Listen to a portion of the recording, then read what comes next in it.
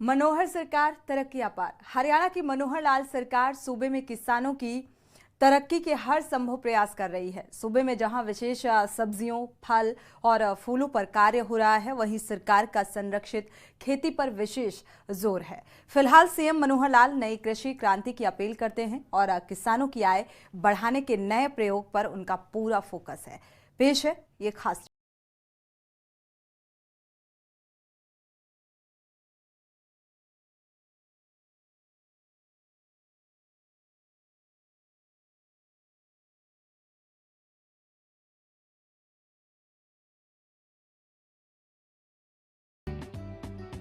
विशेष सब्जियों, फल और फूलों पर कार्य। हरियाणा के गन्नौर में जो अंतर्राष्ट्रीय बागवानी बाजार बन रहा है, उसके लिए गुणवत्तापरक फल, फूल, सब्जियों की आवश्यकता होगी। लिहाजा अंतर्राष्ट्रीय बागवानी बाजार को देखते हुए विशेष सब्जियों, फल और फूलों पर कार्य किया जा रहा है। इस पहल में किसान उद्यमियों को बेहतर तकनीकों का परिचय और स्वरोजगार के अवसर प्रदान किए जा रहे हैं। अंतर्राष्ट्रीय बागवानी बाजार के लिए किसान उद्यमियों को विशेष रूप से तैयार किया जाएगा। इसके लिए मनोहर सरकार की ओर से उन्हें फल, फूल, सब्जियों का प्रशिक्षण दिया जा रहा है, ताकि अंतर्राष्ट्रीय बाजार की मांग पर आधारित गुणवत्तापरक उत्पादन किया जा सके। साथ ही युवा किसानों को स्वरोजगार के साथ सीधे तौर पर जोड़ने की बड़ी तैयारी की जा रही है।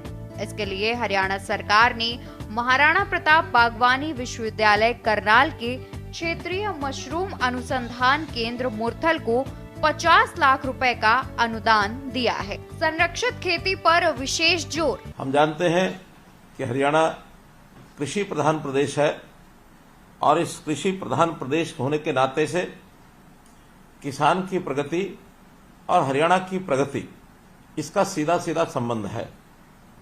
हम ये मानते हैं कि हरियाणा की कृषि को एक ठीक रास्ता दिखाने के लिए, किसानों को अपनी प्रगति के लिए आपका बहुत बड़ा योगदान है।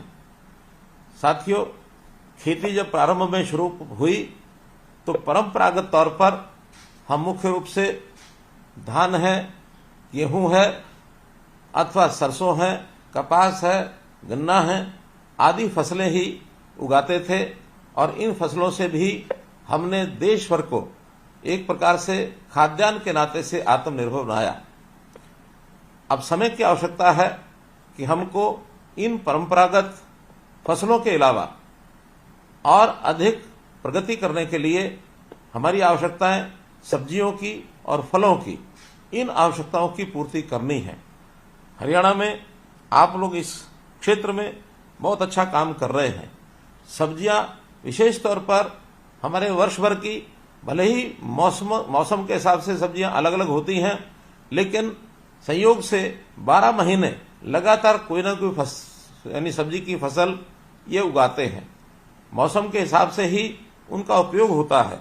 तो इन फसलों को उगाने के लिए आज आपकी प्रगति को दुनिया जानती है कि आप नई तकनीक अपना करके और अच्छी अच्छी सब्जियां, अच्छी फसलें ये उगाते हैं।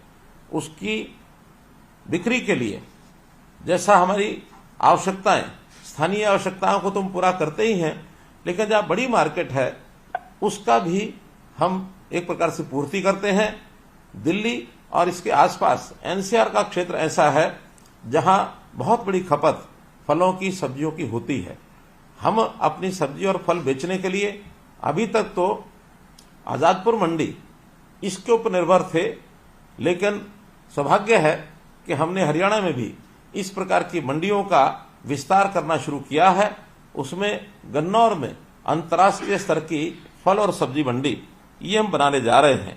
तो इस मंडी के बनने के बाद हमारे हरियाणा के किसानों को फल और सब्जी बेचने के लिए बहुत सुविधा होगी और हम न केवल अपने प्रदेश में बल्कि देश और दुनिया में भी अपने फल और सब्जियों को बेच सकेंगे, भेज सकेंगे।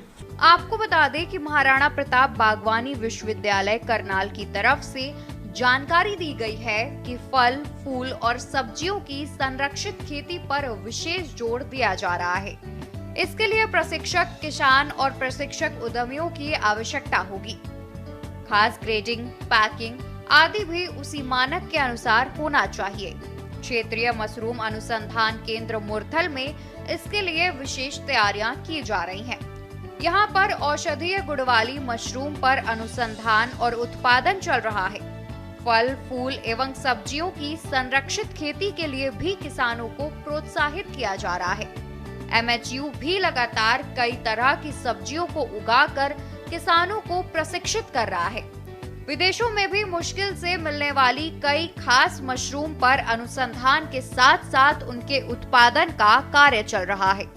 साथ ही अंतर्राष्ट्रीय बागवानी बाजार को देखते हुए विशेष सब्जियों, फल और फूलों पर कार्य किया जा रहा है।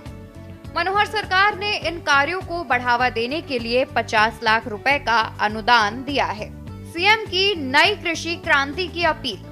मुख्यमंत्री मनोहर लाल का मानना है कि आज समय की जरूरत है कि हम सब एक नई कृषि क्रांति की शुरुआत करें। इस कार्य में चौधरी चरण सिंह हरियाणा कृषि विश्वविद्यालय, महाराणा प्रताप बागवानी विश्वविद्यालय और शोध संस्थाओं के वैज्ञानिक मिलकर शोध कार्यों के लिए सहयोग करें और नई विद्याओं को आगे लेकर आएं।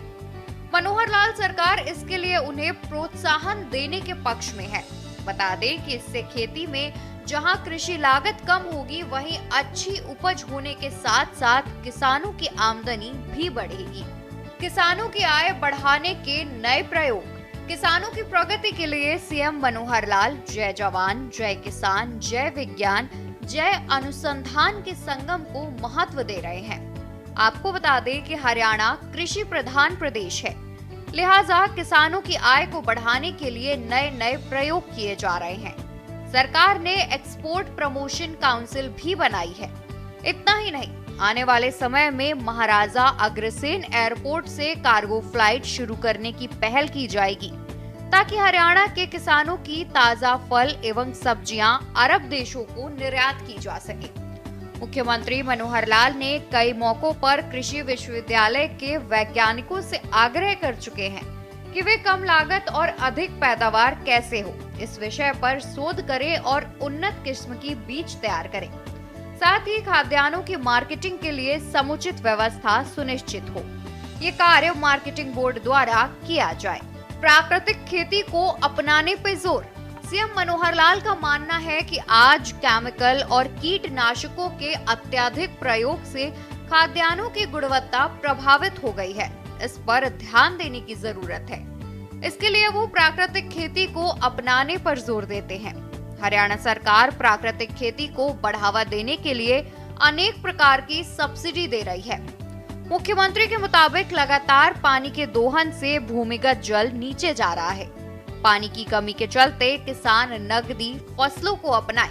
मित्रों, हम जो नई तकनीक और नए ज्ञान का उपयोग करते हैं अपने कृषि क्षेत्र को बढ़ावा देने के लिए, इसकी प्रेरणा अन्य किसानों को भी मिलती है और बहुत से किसान धीरे धीरे इस ओर आगे बढ़ रहे हैं कि फल और सब्जी की खेती करने के लिए पॉली हाउस है, हाईटेक ग्रीन नेट है, नेट हाउस है। तो इस प्रकार आधुनिक जो तकनीक है उसके लिए हम आगे बढ़ रहे हैं। और प्रधानमंत्री जी ने हमें पानी की बचत करने के लिए भी जो एक फॉर्मूला दिया है कि पर ड्रॉप मोर क्रॉप, इस अवधारणा पर चलते हुए हमने ड्रिप सिंचाई, माइक्रो इरिगेशन, इसका भी जो उपयोग शुरू किया है, इसका बहुत बड़ा लाभ होगा।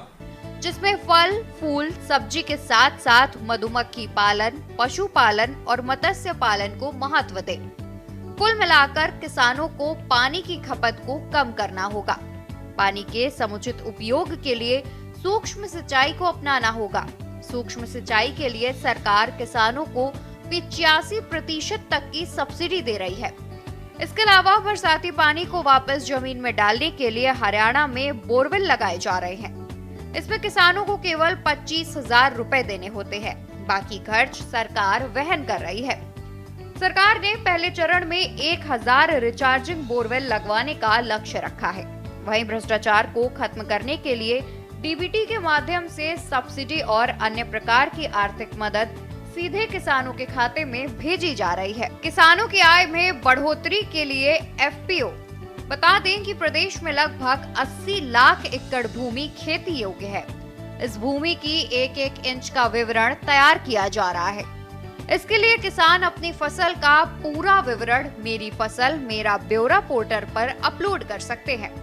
जबकि किसानों की आय में बढ़ोतरी के लिए एफपीओ गठित किए जा रहे हैं। हरियाणा पहला प्रदेश है जो 11 फसलों को एमएसपी पर खरीदता है। भावांतर भरपाई योजना के तहत किसानों को एमएसपी और खरीद मूल्य के अंतर को भी किसानों को दिया जा रहा है। राजस्थान की सीमा के साथ लगते 300 टेलों जहां पिछले 25 साल से पानी नहीं पहुंचा, वहां भी मनोहर सरकार ने पानी पहुंचाया है। प्रगतिशील किसान अगर अन्य किसानों को प्रगतिशील बनाने में सहयोग करेंगे तो उन किसानों को सरकार की ओर से इनाम भी दिए जा रहे हैं। गौशालाओं को विशेष ग्रांट। हाल ही में फरीदाबाद की मीटिंग में मुख्यमंत्री मनोहर लाल ने बताया कि पंचायती जमीन पर गौशाला चलाने के इच्छुक सामाजिक और धार्मिक संस्थाओं के साथ समझौता किया गया है। इसके अलावा अतिरिक्त गौवंश रखने की पेशकश करने वाली गौशालाओं को विशेष ग्रांट दी जाएगी। मुख्यमंत्री के मुताबिक पशुपालन विभाग नियमानुसार राज्य के 100% पशुधन का टैगिंग करवाना सुनिश्चित करे ताकि अन्य राज्यों के पशुओं की पहचान हो सके। उन्होंने कहा है कि केंद्र सरकार को भी पत्र लिखा जाएगा कि सभी राज्यों को दिशा निर्देश दिए जाएंगे कि वे अपने अपने राज्यों के पशुओं की टैगिंग करवाएं। पहले चरण में गुरुग्राम ए, हिसार, सिरसा, भिवानी, करनाल और पानीपत जिलों को आवारा पशु मुक्त बनाने के लिए अभियान चलाया जाएगा। उसके बाद राज्य के अन्य जिलों में भी अभियान चलेगा। उन्होंने कहा कि लोगों को भी प्रेरित करना होगा कि गौवंश जब दूध देना बंद कर देता है तो वे उसे खुला न छोड़े, बल्कि गौशालाओं में देकर जाएं। गौशालाएं ऐसे पशुओं की देखभाल करेगी। फरीदाबाद में बुधवार को हुई बैठक में जानकारी दी गई कि प्रति पशु चारे के लिए सालाना 7,000 रुपए गौशालाओं को दिए जाते हैं। हरियाणा की 91 गौशालाओं से आयोग को प्रस्ताव मिले हैं कि वे अतिरिक्त गौवंश रखने को तैयार है। बैठक में इस बात की भी जानकारी दी गई कि डेरा सच्चा सौदा सिरसा ने हरियाणा को आवारा पशु मुक्त बनाने में राज्य गौ सेवा आयोग को सहयोग देने की पेशकश की है। मुख्यमंत्री ने कहा है कि गौशालाओं की मॉनिटरिंग के लिए पशुपालन विभाग मुख्यालय स्तर पर एक मॉनिटरिंग सेल का गठन करे। मुख्यमंत्री मनोहर लाल ने कहा है कि लावारिश पशुधन को लेकर ग्राम पंचायतों और गौ सेवा आयोग के बीच एमओयू करवाया जाएगा। इसके साथ ही इस बार गौ सेवा आयोग का बजट भी 40 करोड़ रुपए से बढ़ाकर 400 करोड़ रुपए कर दिया गया है। उन्होंने कहा कि नहरी पानी से जुड़ी समस्या के संबंध में छायसा डिस्ट्रीब्यूटरी के अंतर्गत आने वाले गांव मोहना, हीरापुर, नरहावली, नरियाला आदि के संबंध में सिंचाई विभाग और बिजली विभाग अपने अपने संबंधित कार्यों को 31 दिसंबर तक पूरा करना सुनिश्चित करेंगे। स्पेशल डेस्क के न्यूज इंडिया। आप देख रहे हैं के न्यूज, खबरों का